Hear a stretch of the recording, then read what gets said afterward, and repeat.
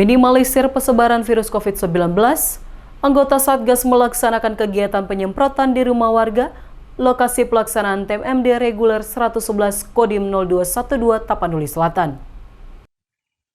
Dalam upaya pencegahan penyebaran COVID-19 di Desa Sihom, Kecamatan Angkola Barat, Kabupaten Tapanuli Selatan, melakukan penyemprotan disinfektan di rumah-rumah warga lokasi pelaksanaan MMD 111 Kodim 0212 Tapanuli Selatan. Prada Parlin Saputra Harahap bersama Prada Muhammad Sahyunan Pasaribu mengelilingi Desa Sihom sambil menyemprotkan disinfektan di setiap rumah-rumah tanpa mengenal lelah.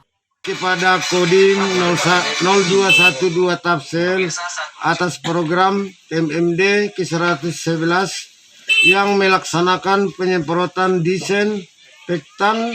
Semoga program TMMD ke-111 yang dilaksanakan Kodim 0212 Tapsel berjalan dengan lancar. Amin.